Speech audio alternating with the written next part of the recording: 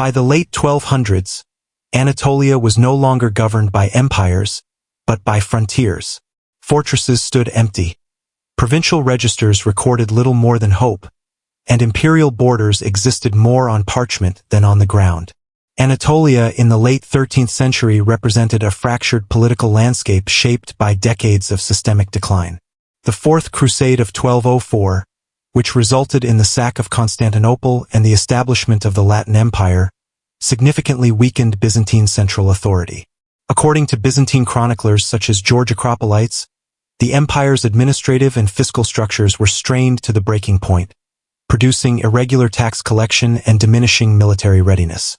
Rural populations, often the primary source of conscripts and agricultural revenue, declined due to warfare, famine, and disease. Archaeological surveys in Bithynia and Phrygia reveal abandoned urban districts, decayed fortifications, and partially maintained rural settlements, indicating continuity of habitation without the organizational oversight typical of a functioning imperial administration. The collapse of the Seljuk Sultanate of Rum following Mongol intervention at the Battle of Kozdag in 1243 further destabilized western and central Anatolia. Mongol pressure dismantled Seljuk authority, creating a vacuum that allowed semi-autonomous Turkic beyliks to consolidate control over regional territories. These beyliks, such as the Karasids, Germianids, and Edirne, operated with flexible political structures. Contemporary chronicles, alongside numismatic evidence, suggest that governance was based on personal loyalty, military capability, and local alliances rather than codified law or centralized bureaucracy. This decentralized authority fostered rapid social mobility for capable leaders and encouraged adaptive strategies such as seasonal migration, raiding, and negotiated coexistence with neighboring Christian polities. The economic implications of these political shifts were substantial. Archaeologists have uncovered evidence of continuous rural cultivation and small-scale craft production in western Anatolia, even as urban centers declined. The persistence of rural settlements allowed frontier polities to extract resources, levy military obligations, and sustain local populations, demonstrating that empire could persist in modified forms even when traditional urban hierarchies faltered. These economic adaptations highlight a fundamental feature of Anatolian frontiers. Survival depended on flexibility rather than strict adherence to centralized authority. This environment provided the conditions for localized power brokers to experiment with forms of governance that combined military capacity with resource management. Before we continue deeper into the unfolding history of Anatolia and the rise of the Ottoman Empire, take a moment to subscribe to Nightfall History, click the bell icon to receive our daily videos, and leave a comment telling us which part of this section you found most intriguing. On the Anatolian frontier, identity was shaped less by doctrine than by survival. Between the 11th and 13th centuries, waves of Turkic migrants and nomadic groups gradually settled in Anatolia, reshaping its social and political landscape. These groups, often semi-nomadic, brought with them pastoral economies dependent on seasonal mobility and livestock management. Leadership within these communities was organized along clan and tribal lines, with loyalty directed toward charismatic figures rather than formal institutions. Archaeological evidence, including burial sites and rural settlement patterns, shows that these groups coexisted alongside Christian populations, maintaining interaction through trade, marriage alliances, and localized agreements. The ideological framework known as Gaza, or frontier warfare with religious sanction, provided cohesion across otherwise decentralized groups. Ottoman-era chronicles, such as the Asik Pasizade, later emphasized the Ghazi identity in legendary narratives, but contemporary inscriptions and accounts suggest its function was largely social and pragmatic. Participation in Gaza campaigns reinforced communal bonds, created opportunities for redistribution of spoils, and enabled leaders to demonstrate personal military prowess. These patterns of mobility, alliance building, and adaptive governance contributed to durable, flexible political structures in the frontier zones. Material culture from this period, including fortified hill settlements, modest urban centers, and artifacts associated with pastoral livelihoods, illustrates the coexistence of multiple communities under loosely defined authorities. Military and social organization remained closely linked. Leaders who could maintain cohesion, reward loyalty, and mobilized fighters effectively gained influence and established precedence over neighboring clans. This combination of social flexibility and military competence created conditions favorable for the emergence of a minor principality that could consolidate territory, manage resources, and survive in the competitive frontier environment. Within this frontier society, one minor beylik would gradually distinguish itself, laying the groundwork for what would become the Ottoman polity. The Ottoman Empire began not with a conquest, but with continuity. Osman I, who ruled approximately from 1299 to 1324, emerges from the historical record as a figure both pivotal and elusive. Contemporary sources are limited, and much of what is known derives from later Ottoman chronicles, numismatic evidence, and references in Byzantine accounts. Coins minted in the early 14th century bearing Osman's name indicate both territorial claims and the assertion of dynastic authority, confirming that a recognizable ruling house had begun to take shape. Byzantine chroniclers, such as those reporting on frontier raids, corroborate the presence of a rising political actor operating near the northern and western borders of the empire's declining influence. The early Ottoman domains centered around Sagat and Byzantium, strategically located near weakened Byzantine fortresses and fragmented Anatolian beyliks. This positioning allowed Osman to exploit the porous frontier, conducting targeted raids and consolidating smaller territories without provoking full-scale retaliation from established powers. Archaeological surveys of the Byzantium-Sagat region reveal modest fortifications, rural settlements, and artifacts indicative of administrative continuity, suggesting that Osman's authority combined military initiative with practical governance, rather than symbolic conquest alone. Osman's leadership relied on flexible alliances and pragmatic arrangements with neighboring groups. Marital alliances and negotiated coexistence with Christian populations provided social and economic stability in contested areas. Territorial expansion proceeded gradually through the capture of small forts and strategic settlements rather than immediate urban conquest, reflecting an incremental approach to state formation. These early campaigns reinforced personal loyalty to Osman and created a structure in which military service and resource sharing bound followers to the emerging dynasty. Early forms of land grants, precursors to the later Timur system, allowed for redistribution of spoils and incentivized sustained military participation. The consolidation of these frontier holdings established continuity of leadership that distinguished the Ottomans from other Anatolian beyliks, many of which fragmented or fell to internal disputes. Byzantine records, combined with Ottoman numismatics, indicate that Osman's successors inherited both territorial momentum and a functioning governance framework.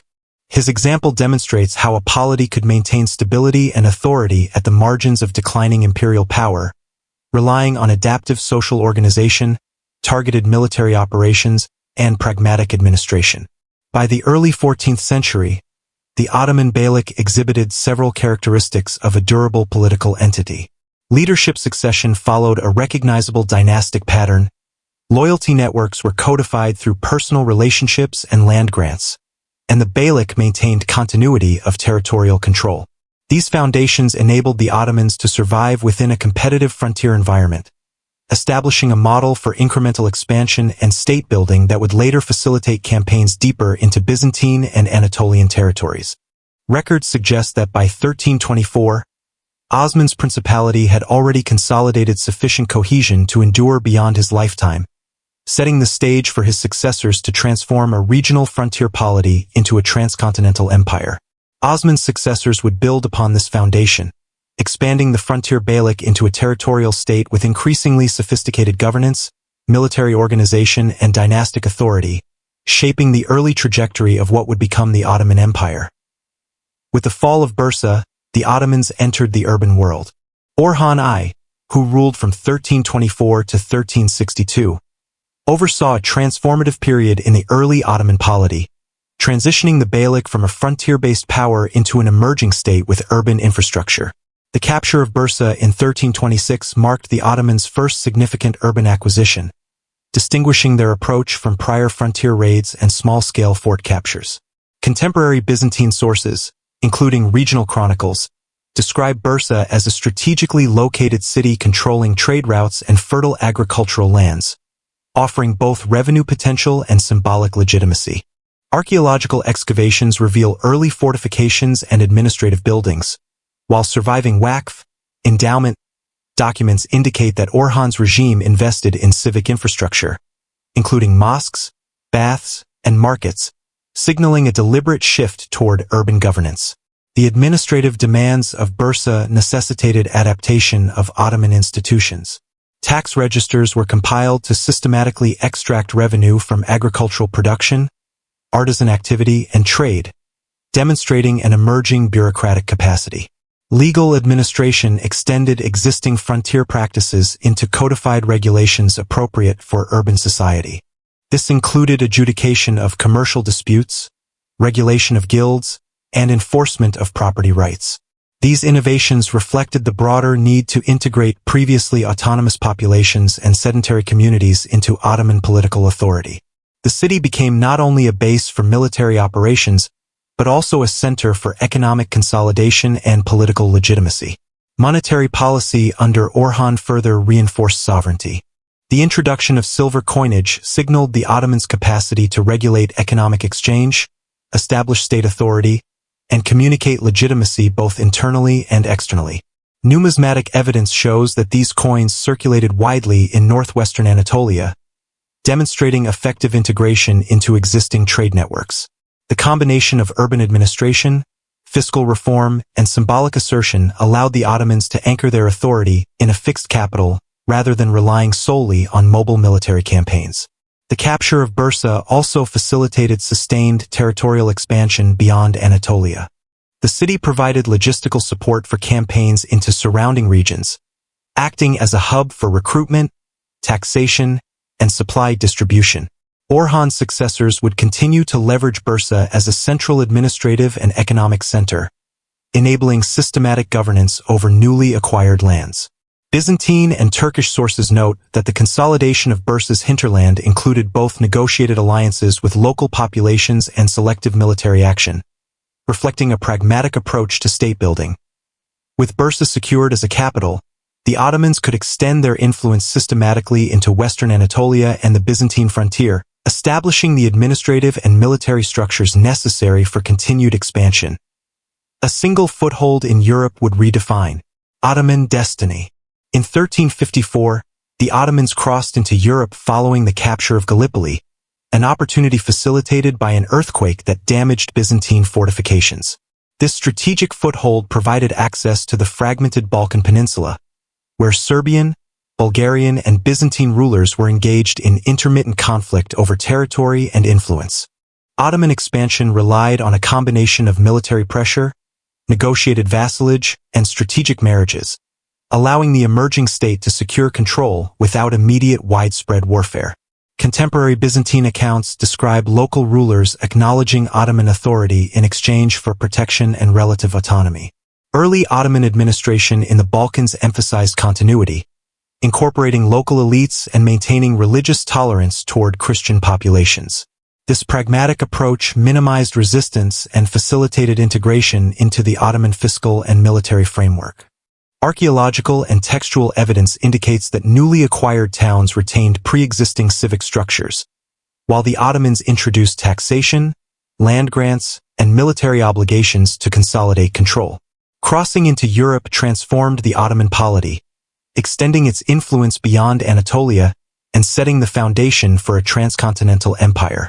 This expansion marked a pivotal evolution from a regional frontier power to a state capable of sustained multi-regional governance. As Ottoman territories extended across the Balkans, governance structures and administrative systems had to evolve to manage transcontinental complexity.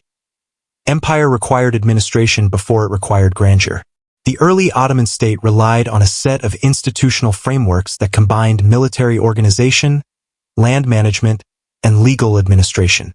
The Timar system allocated land revenues to cavalrymen in exchange for military service, while maintaining ultimate ownership under the Sultan. This arrangement ensured loyalty, enabled rapid mobilization of troops, and allowed the state to expand without overburdening central finances. Archaeological evidence and surviving Ottoman registers demonstrate systematic distribution of these land grants across both Anatolian and early Balkan territories. Judicial administration balanced Islamic law, Sharia, with customary sultanic law, canon, providing flexibility to govern diverse populations. Courts regulated property disputes, criminal offenses, and taxation compliance, while allowing local customs to persist where feasible. Military organization was similarly structured, with the emerging Janissary Corps and provincial militias forming a chain of command that linked frontier commanders to central authority. These institutions collectively enabled the Ottomans to consolidate new territories, integrate conquered populations, and maintain resilience amid external threats and internal challenges. By establishing functional governance, military capacity, and legal frameworks early in their expansion, the Ottomans created the institutional foundation necessary for survival and for continued territorial growth. These systems allowed the empire to withstand crises and provided the framework for future consolidation and expansion into the 15th century. Speed, rather than stability, defined the Ottoman Empire at the turn of the 15th century. Bayezid I, who ruled from 1389 to 1402, oversaw a period of accelerated expansion and administrative consolidation. Following his victory at the Battle of Kosovo in 1389, Bayezid pursued direct annexation of both Anatolian beyliks and Balkan territories, reducing reliance on vassalage and incorporating frontier regions under tighter central control.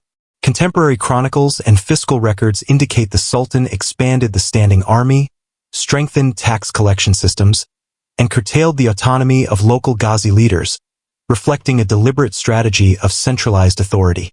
Bayezid's siege of Constantinople between 1394 and 1402 demonstrated Ottoman ambition to challenge remaining Byzantine power and project influence across the straits. While strategically significant, these campaigns strained military resources and fiscal capacity.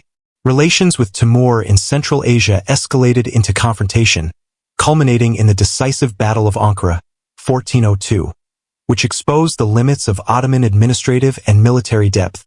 Documentary sources emphasize the tension between rapid territorial consolidation and the empire's institutional fragility, highlighting the risks of overextension in nascent imperial systems. Bayezid's centralization strengthened Ottoman authority, but created vulnerabilities that would soon be tested by internal rebellion and external invasion. In 1402, the Ottoman Empire ceased to be unified, but did not cease to exist. The Battle of Ankara in 1402 represented a critical rupture in Ottoman expansion. Timur's forces decisively defeated the army of Bayezid I, capturing the Sultan and shattering the centralized authority he had built. Following this defeat, Bayezid's sons entered into an 11-year civil war, known as the Ottoman Interregnum 1402 to 1413, which fragmented the empire's territories and restored autonomy to several Anatolian beyliks. In the Balkans, Byzantine, Venetian, and Serbian authorities took advantage of Ottoman weakness, negotiating treaties and asserting influence over border regions. Despite this political disintegration, key Ottoman institutions persisted. Judicial courts continued to function in many towns, land tenure arrangements and timar grants remained operational, and local administrative networks maintained continuity of governance. Contemporary chronicles and surviving legal documents indicate that while personal authority had collapsed, the systemic foundations of Ottoman rule were largely intact. These continuities allowed the empire to endure beyond the crisis of individual leadership and provided a framework for recovery. The restoration of central authority required reasserting dynastic legitimacy while retaining institutional innovations that had proven resilient under stress. Rebuilding an empire required restraint, not conquest. Mehmed I, ruling from 1413 to 1421, emerged from the Ottoman interregnum as the unifying authority capable of restoring central power. Unlike his predecessors, Mehmed prioritized reconciliation over aggressive expansion, negotiating with rival factions and local elites to reintegrate fragmented territories. Byzantine, Serbian, and Anatolian actors were engaged diplomatically, while selective military action reinforced the Sultan's authority where negotiation proved insufficient. This approach allowed Mehmed to reassert dynastic legitimacy and stabilize governance without provoking widespread resistance. Administrative continuity remained central to his strategy. Fiscal recovery programs reinstated regular tax collection, judicial institutions were reinforced, and provincial administration was standardized to ensure compliance with central directives. Existing military structures and land grant systems were maintained, reflecting a deliberate choice to preserve the institutional reforms initiated under Bayezid I. Archaeological and documentary evidence shows investment in urban centers and fortifications, supporting both civil administration and defense. By consolidating authority and stabilizing the state, Mamluk I transitioned the Ottoman polity from mere survival to structural durability. His reign created the conditions necessary for renewed expansion, ensuring that subsequent campaigns would rely on both legitimacy and resilient institutional frameworks rather than solely on military opportunism. With internal stability restored, the Ottomans could once again pursue coordinated campaigns of territorial expansion across Anatolia and the Balkans. The Balkans became the testing ground of Ottoman permanence. Murad II, who reigned from 1421 to 1451, faced the ongoing challenge of asserting Ottoman authority across the Balkan frontier. Following the instability of the interregnum, regional powers, including Hungary, Serbia, and various Crusader coalitions, sought to exploit perceived Ottoman weakness. Murad responded with a combination of military campaigns, strategic diplomacy, and internal reform. Archaeological evidence and contemporary chronicles indicate that frontier fortifications were strengthened, while administrative measures ensured continued taxation and loyalty from both newly conquered and vassal territories. The military confrontations during Murad's reign were decisive. The Battle of Varna in 1444 saw the Ottoman forces defeat a coalition led by King Ladislaw III of Poland and Hungary, while the subsequent Battle of Kosovo in 1448 reaffirmed Ottoman supremacy in the Central Balkans. These victories were not solely the result of battlefield tactics. They reflected broader institutional adaptations, including the integration of provincial forces into a standing army, the establishment of supply and logistics networks, and systematic enforcement of frontier garrisons. Murad also relied on vassalage agreements and negotiated settlements to manage contested regions, demonstrating a balance between coercion and diplomacy. Beyond military dominance, these campaigns reinforced Ottoman permanence in southeastern Europe. By establishing durable political control, the Ottomans transitioned from a transient raiding power to a recognized European polity. Byzantine, Venetian, and local Serbian sources acknowledge both the effectiveness and the longevity of Ottoman authority during this period, illustrating that conquest alone was insufficient without sustained administrative presence. Murad's efforts laid the groundwork for ideological and legal legitimacy, consolidating the state's position within the complex political landscape of the Balkans. Military success in the Balkans highlighted the need to formalize legal, religious, and administrative legitimacy to sustain long-term imperial authority. In 1453, the Ottomans inherited an empire older than their own. Mehmed II, ruling from 1451 to 1481, achieved a decisive transformation of the Ottoman state with the capture of Constantinople in 1453. The city's fall ended the Byzantine Empire, establishing a strategic and symbolic imperial capital on the Bosporus. Mehmed employed a combination of artillery innovation, including large bombard cannons, systematic siege tactics, and a sustained naval blockade, demonstrating advanced logistical planning and military coordination. Contemporary accounts, including those of Byzantine chroniclers, document the unprecedented scale and precision of the operation, highlighting the integration of technology and strategy. Following the conquest, Mehmed implemented policies to secure the city's economic and social stability. He repopulated Constantinople with diverse communities, maintained religious plurality by protecting Christian and Jewish institutions, and codified law through the Canoname, blending existing Islamic jurisprudence with imperial administrative requirements. By adopting the title Kaiser I Rum and framing Ottoman authority as the legitimate successor to Roman governance, Mehmed established an ideological foundation that reinforced both internal legitimacy and external recognition. Archaeological and textual evidence indicates systematic urban reconstruction, fortification, and administrative organization, reflecting a deliberate transformation from a frontier polity to a centralized imperial state. With Constantinople as a capital, the Ottoman Empire required institutionalized governance, legal frameworks, and administrative mechanisms capable of managing a transcontinental empire. Empire was enforced not only by armies, but by law.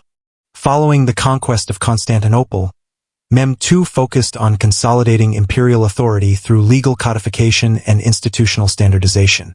The Canoname, a set of imperial decrees, integrated Islamic law Sharia with sultanic edicts, clarifying taxation, military obligations, judicial authority, and succession procedures. This codification established a framework in which sovereignty was articulated through enforceable law rather than personal charisma or dynastic claim alone. Contemporary records, including administrative registers and waqf documents, demonstrate that these reforms were systematically implemented across both Anatolian and European territories, ensuring consistency in governance over a geographically and culturally diverse empire.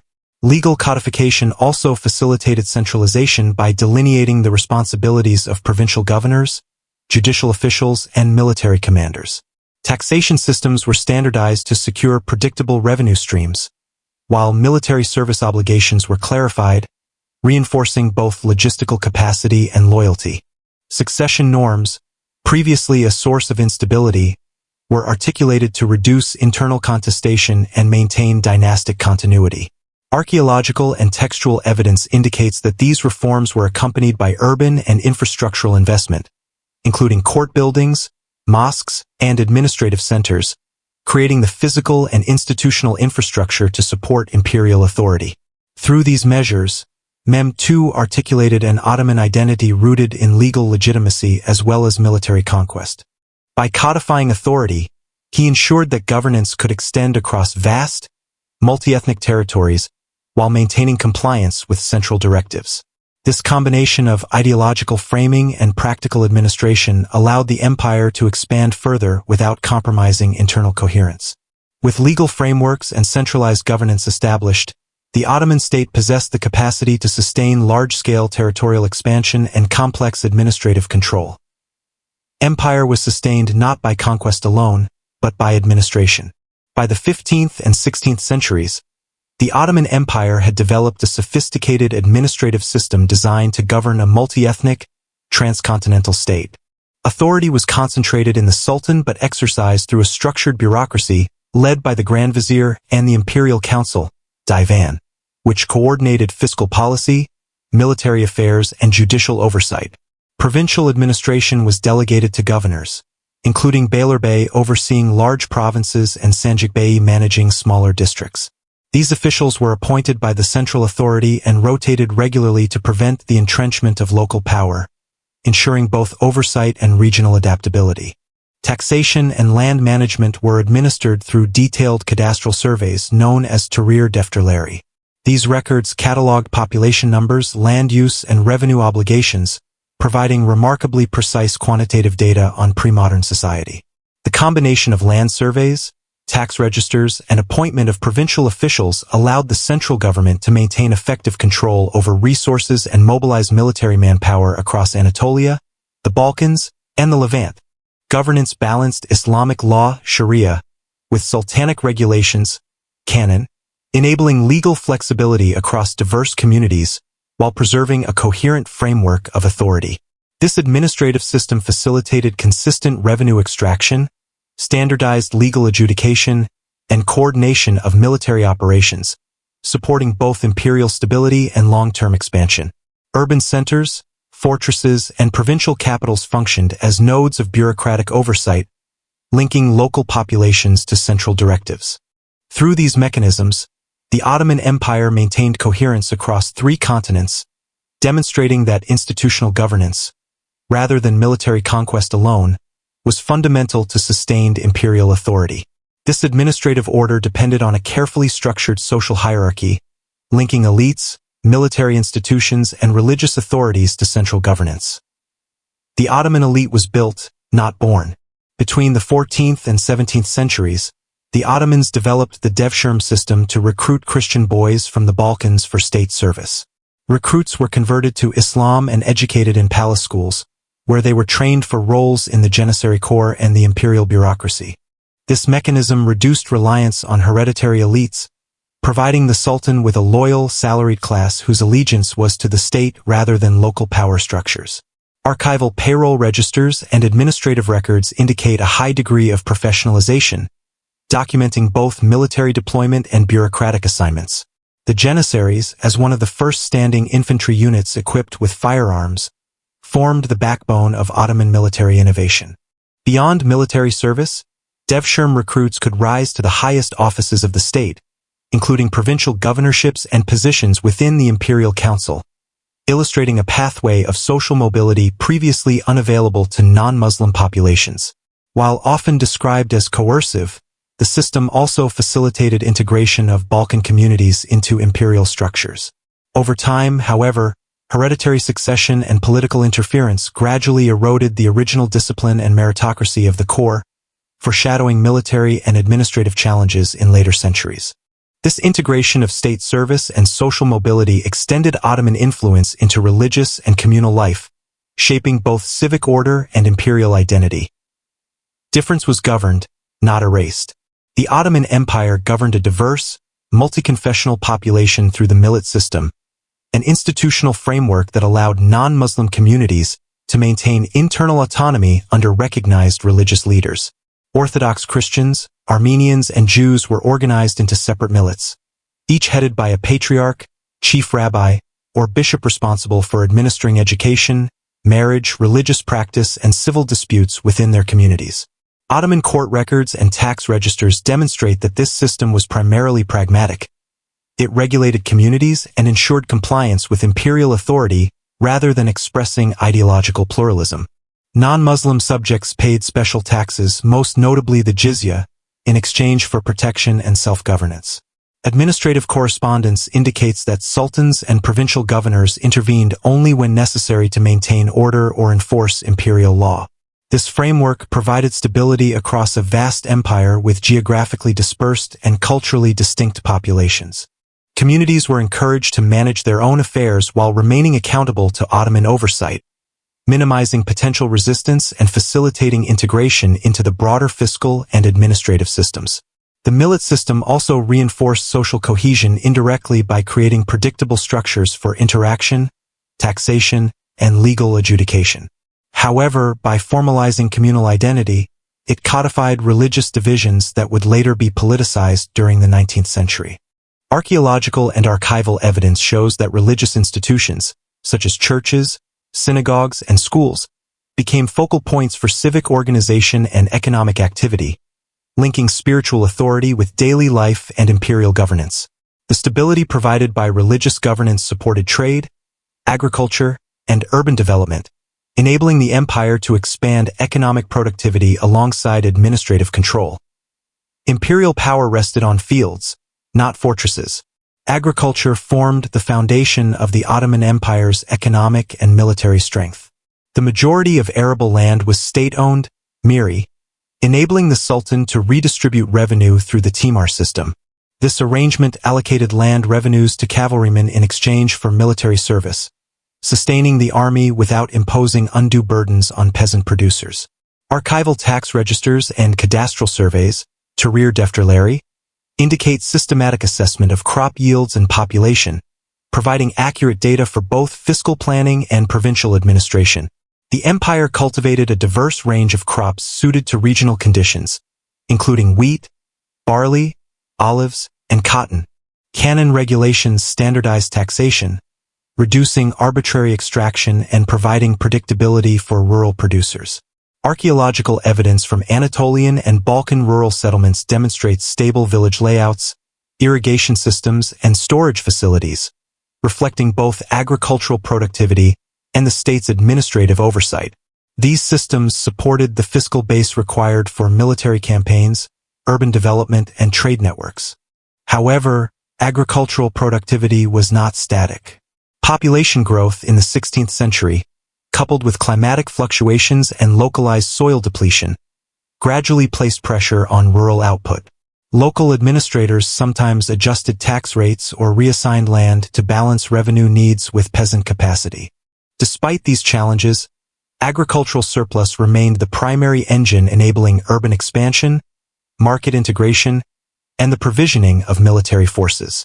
The capacity to translate rural production into state revenue was essential to sustaining Ottoman governance, demonstrating that the empire's power ultimately depended on organized economic management as much as territorial control. Agricultural surplus facilitated urban development, craft production, and trade, linking rural output to the empire's broader commercial and fiscal networks. The empire sat at the crossroads of continents. Ottoman cities functioned as vital nodes within expansive trade networks that connected the Mediterranean, the Black Sea, and overland routes to Central Asia. Urban centers such as Istanbul, Cairo, Aleppo, and Bursa facilitated the movement of goods, people, and capital, linking European and Asian markets in a system of interdependent commerce. Caravanserais and fortified way stations supported overland trade, providing safe lodging, storage, and regulated market access, while port facilities enabled maritime exchange with Mediterranean and Black Sea partners. Guilds, esnaf, organized urban production and distribution, establishing standards for quality, pricing, and apprenticeship. European merchants were integrated into these networks through capitulations, agreements that granted commercial privileges, tax exemptions, and legal autonomy. While initially beneficial, stimulating imports, exports, and urban economic growth, these arrangements gradually limited the empire's ability to control trade policy and negotiate customs revenue. Ottoman coinage reforms and the systematic recording of customs registers provide quantitative evidence of high-volume exchange, documenting the circulation of textiles, grains, spices, and luxury goods. Archival evidence also demonstrates active participation of local artisans and brokers, reflecting a dynamic urban economy sustained by both domestic and international demand. The integration of urban economies with state administration facilitated fiscal collection and provided resources to support military campaigns. Merchants and craftsmen were linked to central authority through taxation and regulatory oversight, ensuring that trade contributed directly to imperial stability. By connecting regional production to continental markets, these networks reinforced the empire's economic resilience and underpinned urban growth. Global economic and political shifts in the 16th and 17th centuries would challenge established trade routes, requiring adaptation to maintain imperial prosperity and fiscal security. The world economy was changing faster than empires. By the 16th century, the expansion of Atlantic trade routes began to shift the global economic center away from the Mediterranean, gradually reducing Ottoman commercial centrality. The influx of silver from the Americas, primarily through European merchants, led to widespread inflation within the empire, increasing the cost of living and destabilizing traditional fiscal structures. Archival registers indicate rising prices for staple commodities, such as wheat and textiles, while the real value of fixed tax revenues declined. These pressures challenged the state's capacity to sustain military payrolls and fund urban infrastructure. Long-distance trade increasingly bypassed Ottoman-controlled routes, as Portuguese and Spanish navigators established direct sea connections with Asia, Africa, and the Americas. Ottoman ports and caravan networks remained active, but their relative importance diminished. Contemporary Ottoman fiscal documents demonstrate attempts to adapt, including adjustments to customs duties, coinage reforms, and regulation of market prices. Yet these measures could not fully compensate for shifts in global commerce. Economic transformations intersected with military and administrative systems.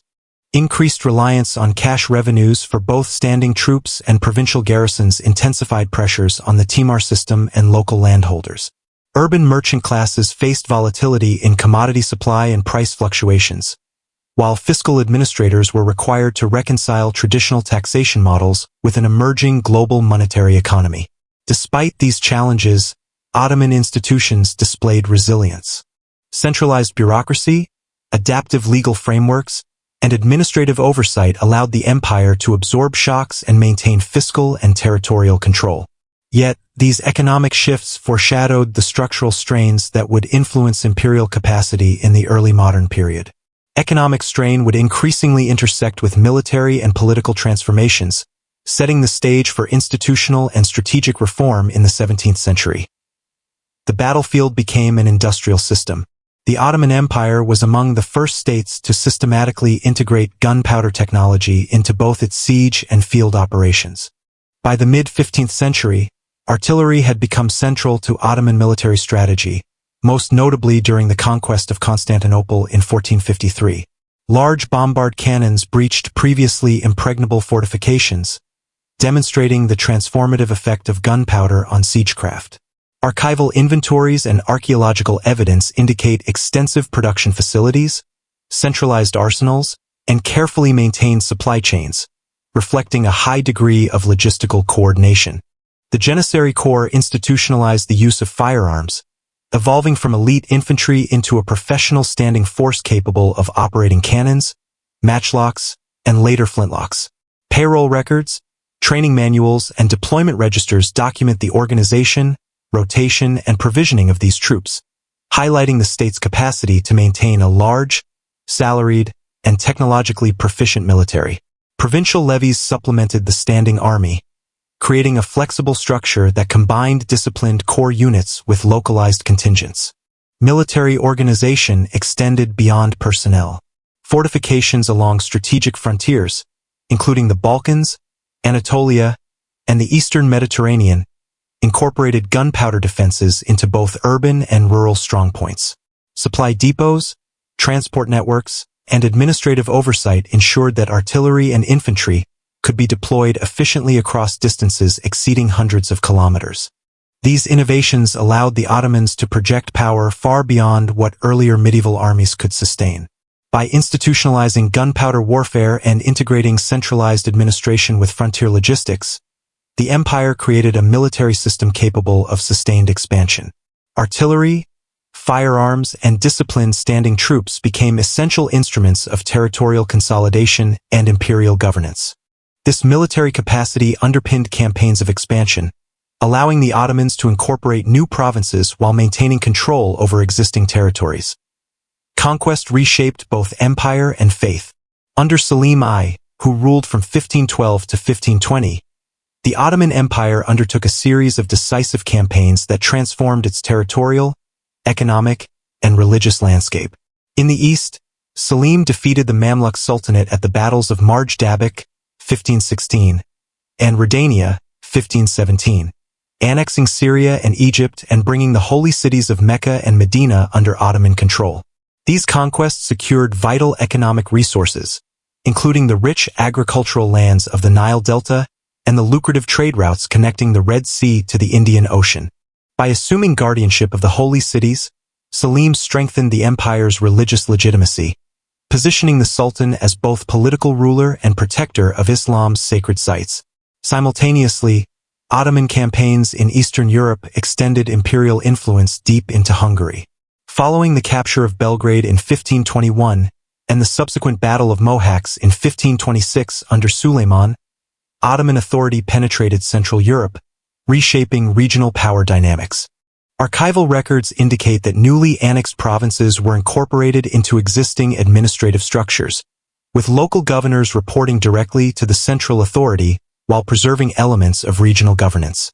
These campaigns required not only effective field armies but also coordinated logistics, supply lines, and fortified staging points, demonstrating the empire's capacity for sustained, long-distance military operations. The integration of conquered territories strengthened fiscal capacity, expanded the recruitment base for the Janissary Corps, and increased control over strategic trade routes connecting Europe, the Middle East, and North Africa. With expansion securing both territory and economic resources, the empire increasingly relied on naval power to defend coastlines, protect maritime trade, and project authority across the Mediterranean. Empire now extended across the sea. By the mid-16th century, the Ottoman Empire had transformed itself into a maritime power capable of projecting authority throughout the Mediterranean. Naval competition with Venice, Spain, and other European states became a defining aspect of imperial strategy. The appointment of skilled admirals, most notably Hayreddin Barbarossa, allowed the Ottomans to secure dominance along the North African coast, including Algiers, Tunis, and Tripoli, creating bases for both trade control and military operations. Archival naval registers and port records indicate substantial investment in shipbuilding, crew training, armaments, and logistical support, reflecting a deliberate institutional commitment to sustaining maritime capacity. Ottoman shipyards in Istanbul, Gallipoli, and Alexandria produced galleys, galleons, and support vessels in considerable numbers, integrating the navy with broader imperial administration. The fleet supported both offensive campaigns and defensive operations, securing trade routes, safeguarding coastal cities, and projecting power across strategic choke points such as the Dardanelles and the Eastern Mediterranean. Control over these waterways enhanced the empire's ability to sustain transcontinental supply lines and facilitated coordination with provincial governors and military commanders across Anatolia, the Levant, and North Africa. However, naval engagement also revealed limits.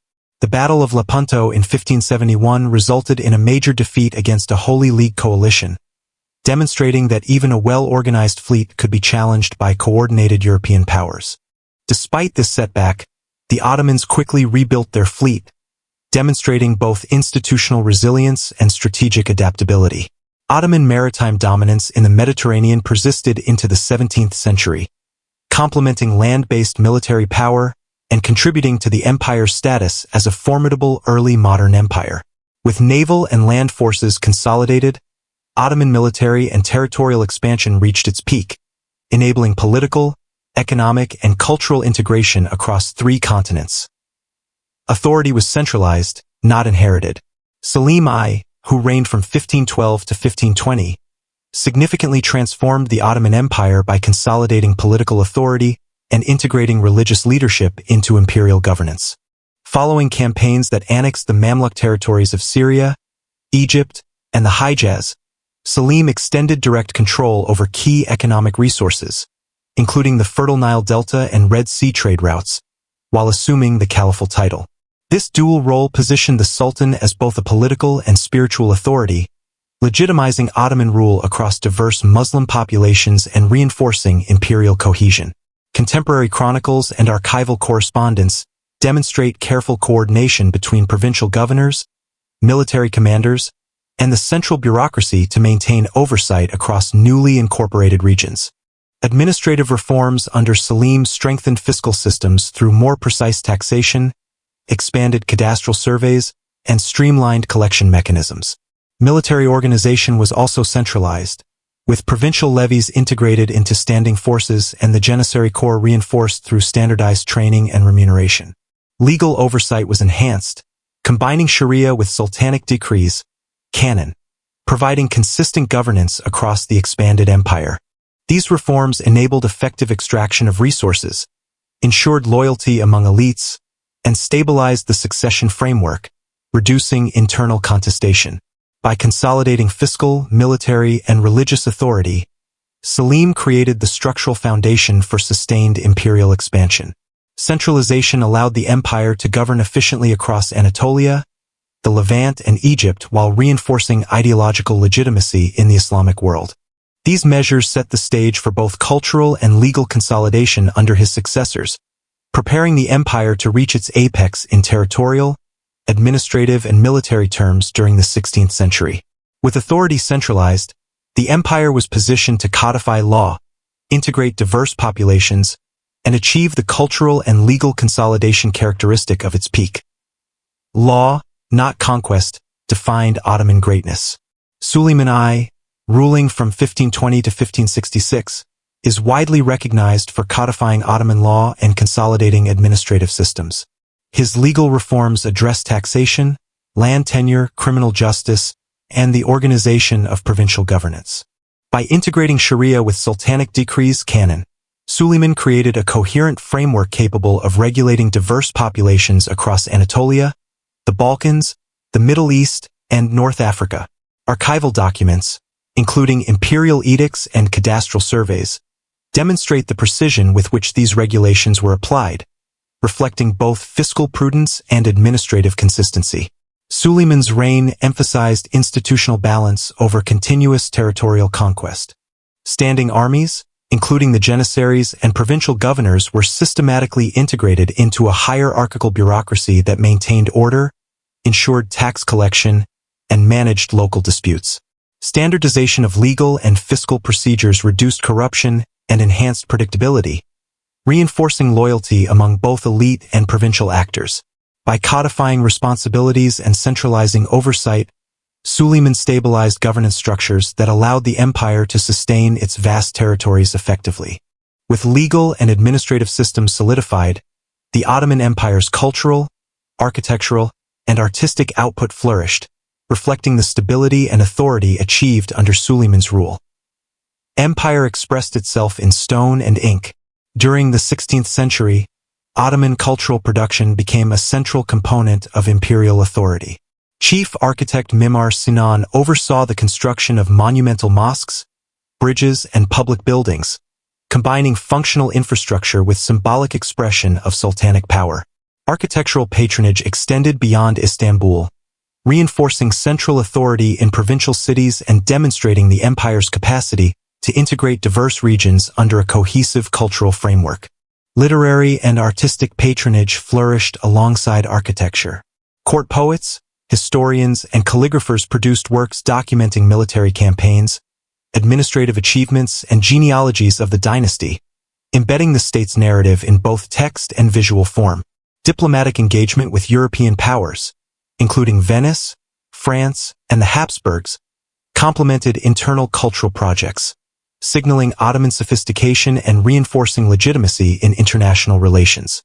Archival records, embassy correspondence, and preserved manuscripts demonstrate a deliberate intertwining of cultural production with political authority. These projects conveyed stability and imperial confidence, projecting a sense of order and continuity. Yet, beneath this cultural flourishing, underlying pressures, including demographic growth, fiscal strain, and regional variation in administration, began to emerge, foreshadowing challenges that would test institutional resilience in subsequent centuries.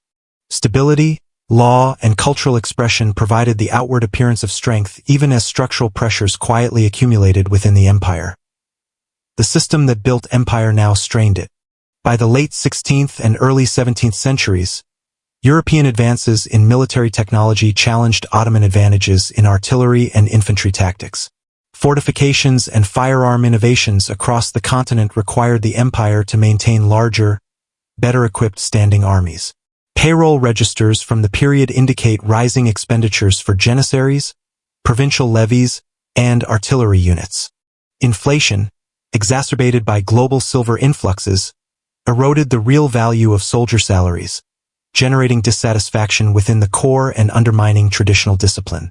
The Janissary Corps, initially a professional, merit-based infantry, became increasingly politicized. Archival correspondence and court records show their involvement in palace coups, local uprisings, and resistance to reforms, demonstrating that military dependence on loyal, but now autonomous units introduced governance vulnerabilities. Maintaining supply lines, garrisons, and frontier fortresses placed additional fiscal pressure on the treasury, which was further strained by the costs of prolonged campaigns in Hungary, the Eastern Mediterranean, and the Arab provinces. These intersecting pressures, technological competition, rising military costs, and internal politicization, revealed the limits of the Ottoman fiscal military model. The empire's capacity to project power remained substantial, yet the sustainability of its institutions required reform. Economic strain and military tension contributed to internal unrest, challenging provincial stability and testing the resilience of Ottoman governance. Control slipped from the center outward. During the late 16th and early 17th centuries, the Ottoman Empire faced recurring internal revolts that revealed the limits of central authority. In Anatolia, the Salali uprisings were fueled by demographic pressures, climatic variability affecting crop yields, and fiscal strain from increased taxation to support military campaigns. Archival records indicate that peasants, local gentry, and disaffected soldiers participated in coordinated disturbances, highlighting widespread social and economic tension. At the same time, provincial elites, ayans, and local military commanders exploited these crises to consolidate autonomous power. Tax registers and correspondence show that governors increasingly negotiated local revenues independently, retained private militias, and occasionally resisted central orders. This devolution of authority weakened the sultan's ability to enforce consistent policy across distant provinces and demonstrated that imperial cohesion depended on both institutional authority and the loyalty of regional actors. While revolts were often suppressed militarily, they revealed structural vulnerabilities. The central bureaucracy struggled to balance fiscal extraction, security needs, and social stability. These challenges underscored the necessity of administrative, fiscal, and military reform. Sustaining imperial cohesion required systematic reform to restore centralized control and stabilize both provincial governance and fiscal management. Reform arrived late, but not absent. By the 17th century, the Ottoman Empire faced mounting pressure to modernize its military, administrative, and fiscal institutions. Attempts to reorganize the Janissary corps, streamline provincial governance, and regulate tax collection were implemented intermittently, but resistance from entrenched elites limited their effectiveness. Contemporary reports and imperial decrees indicate that military reforms, including the introduction of new firearms and artillery techniques, often conflicted with traditional privileges and local autonomy. Concurrently, European powers accelerated industrial, maritime, and financial innovation, widening the technological and economic gap. Atlantic trade routes and silver inflows shifted global commerce away from Ottoman-controlled markets, reducing revenue and weakening fiscal flexibility.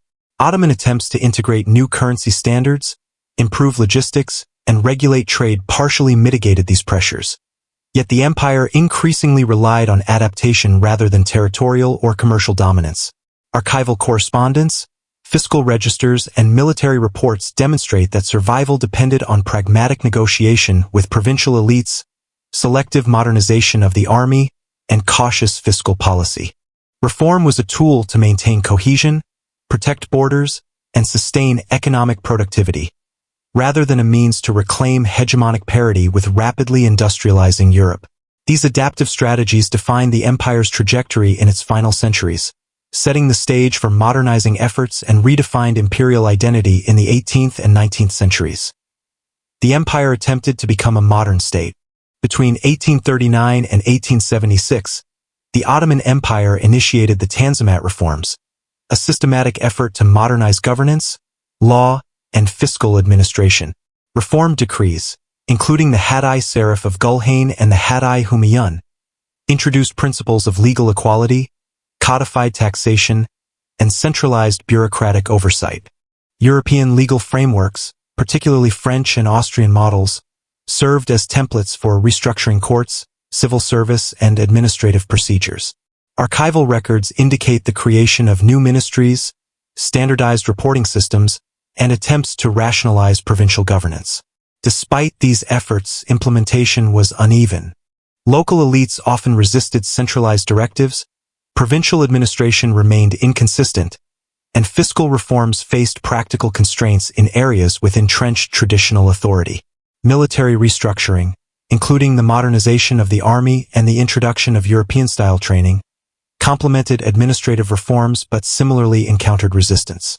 The Tanzimat era reshaped imperial identity by framing citizenship, law, and governance in a more uniform, centralized manner.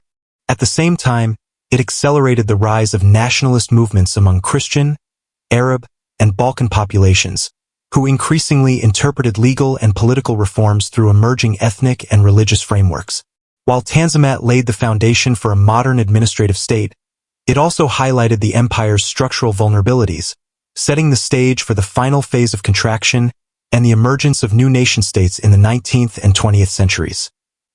The empire collapsed through war, not decay alone. In the late 19th and early 20th centuries, nationalist movements and external conflict increasingly eroded Ottoman authority. Balkan uprisings, beginning with the Serbian and Greek independence movements, progressively severed European territories. Archival military dispatches and diplomatic correspondence reveal that Ottoman forces struggled to maintain control amid rising ethnic nationalism, logistical limitations, and European intervention. The Balkan Wars, 1912 to 1913, accelerated territorial loss, stripping the empire of most of its European provinces. World War I further destabilized Ottoman rule, as the empire aligned with the Central Powers and suffered decisive military defeats across the Middle East and Anatolia. Treaty settlements, including the Treaty of Sèvres, 1920, formalized the partitioning of Ottoman lands, undermining the political and economic foundations of the state. The abolition of the Sultanate in 1922 marked the formal end of 6 centuries of imperial governance. While the empire's military and administrative structures had long adapted to internal and external pressures, cumulative warfare and nationalist assertion rendered continued centralized rule impossible. Yet Ottoman institutional frameworks, legal codes, and cultural practices continued to influence successor states, shaping governance, urban organization, and legal traditions across the former imperial territories. Although the Sultanate ended, Ottoman influence persisted in law, administration, and cultural identity, demonstrating the enduring legacy of 6 centuries of imperial rule. The Ottomans did not vanish, they transformed history. The Ottoman Empire's 6th-century trajectory left a lasting imprint on governance, law, and global connectivity. Its administrative structures, centralized bureaucracy, provincial oversight, and standardized taxation provided a model of durable, adaptable governance, influencing successor states in the Middle East, the Balkans, and North Africa. Codified legal systems combining Sharia and sultanic decree, canon, ensured continuity across diverse populations and demonstrated an early example of institutional flexibility within a multi-ethnic empire. Economically, the Ottomans facilitated intercontinental trade between Europe, Asia, and Africa, integrating markets and sustaining caravan and maritime networks for centuries. Cultural and architectural achievements, from Sinan's mosques to literary and artistic production, expressed imperial identity while influencing regional aesthetics beyond Ottoman borders. Military innovations, including the professionalization of the Janissaries and integration of gunpowder technology, shaped early modern warfare in both Europe and the Middle East. Modern scholarship interprets Ottoman history less as a narrative of inevitable decline and more as a story of adaptation, resilience, and institutional longevity. Through legal codification, administrative practice, and economic integration, the empire reshaped the political and cultural contours of Eurasia, leaving enduring structures that outlasted dynastic collapse. Before we conclude, settle in and reflect on the centuries of governance, conquest, and cultural achievement that shaped the Ottoman world.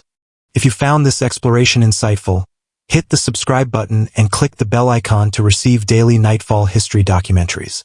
Share your thoughts in the comments. What aspect of the Ottoman Empire intrigued you most? Your engagement helps guide future deep dives into history's most enduring civilizations.